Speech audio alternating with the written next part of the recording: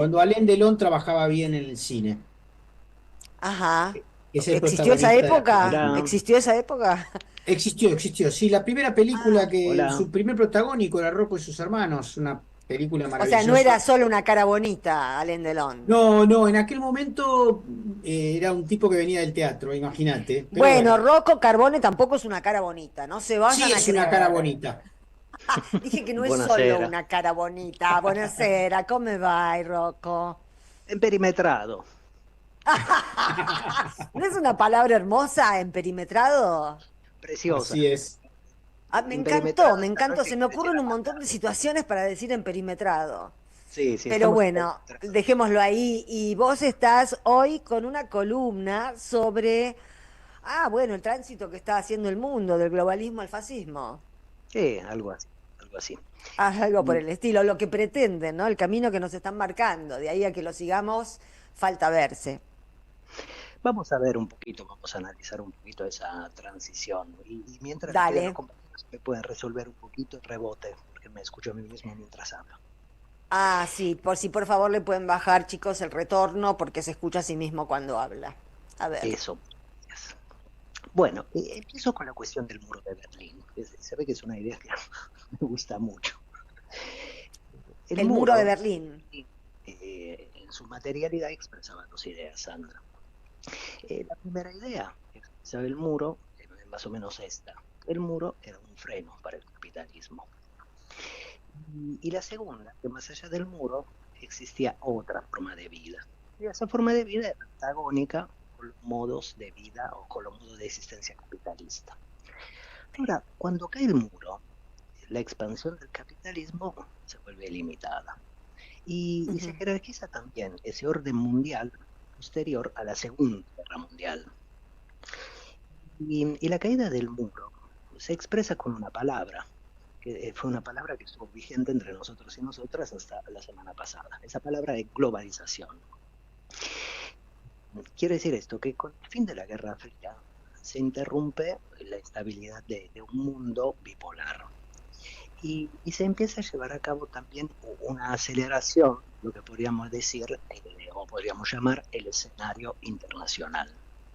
Ujú. Ahora, esa aceleración fue fomentada por la globalización de la economía, también por la globalización de los mercados financieros, también podríamos decir por esa aceleración, por el impacto global de los medios y luego de las redes sociales, y esa aceleración fomentó la erosión del Estado-Nación o de los Estados-Nación. Ahora, la cuestión de la globalización la explica Jorge muy bien en una nota que yo le leí ayer en página 12. Esa nota tiene un título preciosísimo, me hizo reír. Elefante Trump en el bazar. El elefante Trump en el bazar. Rompe todo. Exactamente. Ahora, el ciclo del globalismo, de la globalización, ha sido interrumpido por un nuevo ciclo enunciado por ahora, y ese nuevo ciclo lo ha propiciado el presidente Trump el 2 de abril, hace 5 días.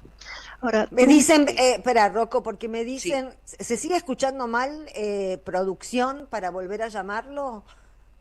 Sí, te vuelven a llamar, Rocco, porque el volumen sube y baja. Ahora te vuelven a llamar. Así seguimos. Dale. Sí, sí, porque viste que subía y bajaba el Estaba volumen. empastada la voz, efectivamente. Estaba como desemperimetrado. Sí, tanto de Rocco como de sus hermanos. Pero bueno, vuelvo a la parte cinematográfica mientras esperamos a Sí, Rocco.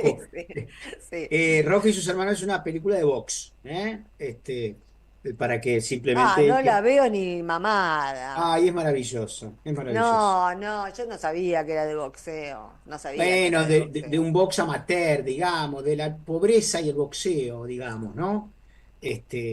Así, bueno, una ¿Pero la gran película. viste? ¿La volviste a ver? No la volví a ver, hola, pero la tengo en mi consideración íntima como una de las películas claves de mi vida hola, porque hola, hola, salí a los 13 años de Ahí esa... está hola, de hola, hola, nuevo, Bueno, hola, después Rocco. Después cuento. me terminás de contar tu hola, adolescencia en hola, la hola, calle hola, Tupac Amaru, ¿te hola, parece? hola, hola, hola. Hola, Rocco, de acá de nuevo. Sí, Yo escucho muy bien. ¿Ustedes? Ahora perfecto. Esto es Muy un bien. placer, esto es un placer. Sí, lo otro era sufrir. Excelente. Vamos a seguir entonces. Dale, Eh, dale. el ciclo del globalismo, de la globalización, como estaba diciendo, ha sido interrumpido por un nuevo ciclo que ha sido propiciado efectivamente por el presidente Trump hace 5 días, el 2 de abril. Y Trump dio por concluida la etapa de la globalización. ¿Cómo lo hizo? Estableció una batería arancelaria, Jorge lo explicaba muy bien, y esa batería arancelaria concierne a todo el mundo. Ahora, ¿cómo la estableció? De manera unilateral. Y de este modo, Sandra, el presidente Trump se arrogó algunas funciones del Congreso, o sea, del Congreso de Estados Unidos, porque en general es el poder legislativo de ese país que aprueba los proyectos de ley arancelarios. O sea, ahí vemos una gestualidad de Trump parecida a la de Milei, que efectivamente se arrogan, son presidentes ejecutivos que se arrogan funciones de los legislativos. Ahora, este nuevo ciclo trumpiano tiene la expresividad de un belicismo comercial. Ahora bien, en este nuevo ciclo del capitalismo podemos identificar desde mi punto de vista dos lógicas, dos racionalidades que son propias del poder fascista.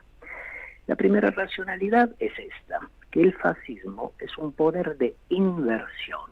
O sea, quiero decir que el fascismo logra dar vuelta, logra invertir el signo de todas las cosas que toca. Y el globalismo, de hecho, con esa decisión unilateral de Estados Unidos, del presidente Trump, ha reconvertido el globalismo en otra cosa, en una guerra comercial. O sea, estamos ante una especie de tercera guerra mundial que tiene una vibración comercial. Ahora, para que se entienda mejor cómo el fascismo es un poder de inversión, hay que pensar en Gaza, hay que pensar en Oriente Medio. Allí básicamente vemos a un pueblo, que es el pueblo palestino, que ha sido presentado ante los ojos del mundo como un pueblo perpetrador. Y del otro lado está un poder colonial, un poder desaparecedor, que está presentado como víctima. Bueno, ahí hay una inversión evidente, palmaria, de cómo funciona el fascismo.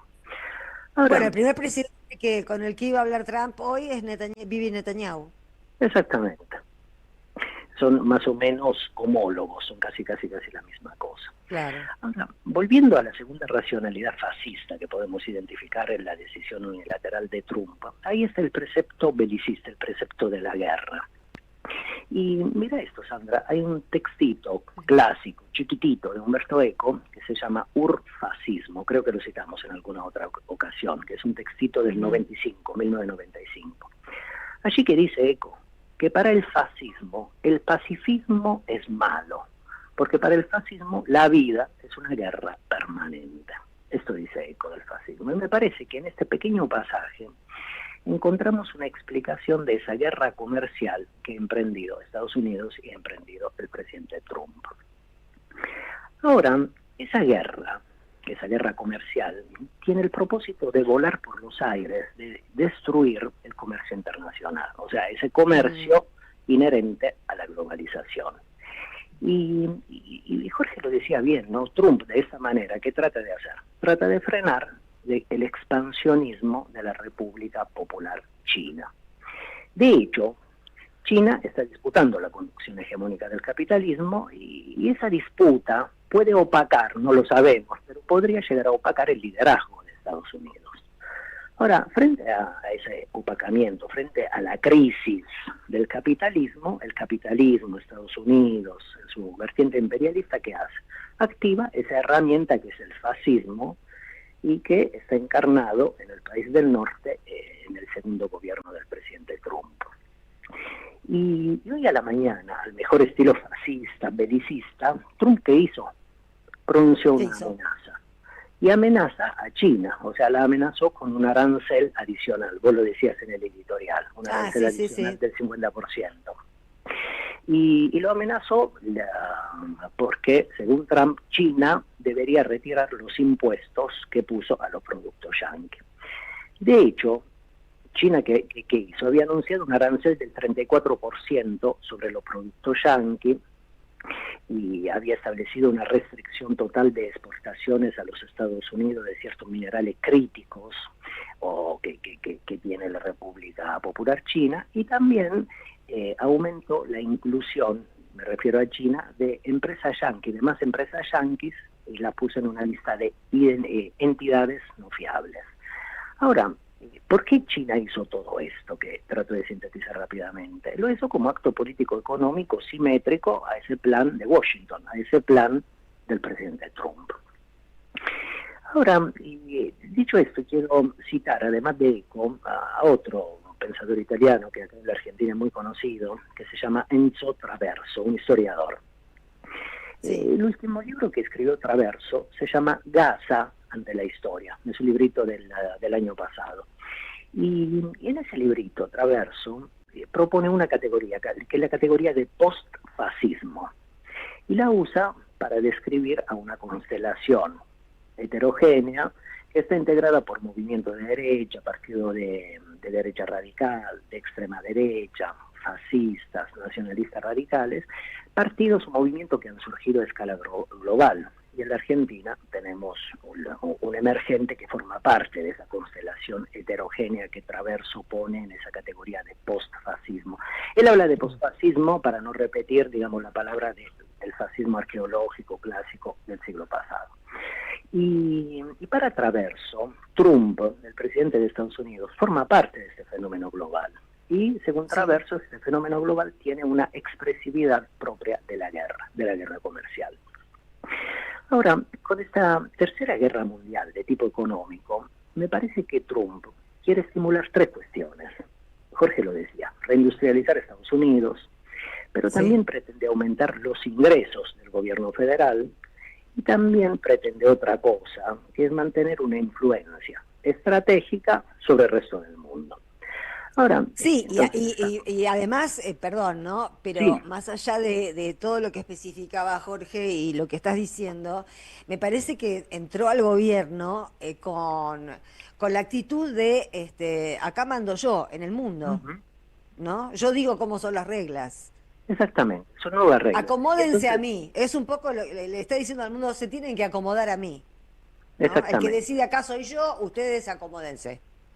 Ahora, esa afirmación asertiva, ¿qué dice? Nos habla de una política económicamente proteccionista, coincido con Jorge, pero esa política proteccionista tiene una cuota de nacionalismo, a la manera del fascismo arqueológico del siglo XX, y tiene otra dimensión, otra cuota de imperialismo. Y esta política quizás determine un cambio de orden mundial, no lo sabemos. Estamos en un momento de transición y hay que prestarle atención a toda esta cuestión. Termino con esto, que a la Argentina, al gobierno Milei, Trump le puso un arancel, el 10%, a El todas 10, las sí. exportaciones nacionales. O sea, le impuso el mismo arancel que le impuso a Brasil, que según Milei está conducido por un gobierno comunista, y el arancel que Trump le impuso a la Argentina es de poco inferior a ese arancel que Estados Unidos le puso a Venezuela, que es del 15%. O sea Sí, que... y es igual al de Colombia, que está gobernado por un zurdo. Exactamente. O sea que Trump no es tan amigo de Milei, porque si no, no le hubiera puesto ese arancel. Y es importante pensar esto, y concluyo, que la Argentina vende materias primas, vende energía. Esto quiere decir que es altamente probable que nuestro país no va a ser beneficiado por la geopolítica yanqui, y que al revés, es muy posible que seamos altamente perjudicados por estas medidas, porque ellos, Estados Unidos, puede vendernos cualquier producto sin pagar impuestos, y así van a fragilizar un entramado productivo, el entramado productivo nacional, que de por sí ya es enclenque. Termino con una cosa que está en la nota de Jorge, que Claver Carone, que es el enviado especial del Departamento de Estados Unidos para América Latina, al gobierno libertariano le advirtió que el préstamo del FMI podría otorgarse de manera más sencilla, más fácil, si por ejemplo el gobierno Milei cancelara el swap con China. O sea, estamos frente a un injerencismo al palo. ¿Cuál es la conclusión? Sí, pero aparte son 18 mil millones de dólares, es imposible. Exacto. Pero la conclusión me parece que es esta, que el fascismo imperial de Estados Unidos se sirve del fascismo colonial que tenemos en la Argentina, que lo usa de servidor, de recadero, de esclavo, y que tenemos que tener siempre presente que amigos, en efecto, son los amigos. Bueno, hasta ahí nomás. Gracias, Rocco, me encantó. Hasta la semana que viene. Abrazo grande, buenas noches. Abrazo grande. Abrazo Rocco. grande. Y a tus te hermanos amo. también, abrazo, ¿eh? Porque vio Rocco y sus hermanos, Rocco. Una tanda y volvemos. En AM530 pasan muchas cosas. Y todo lo que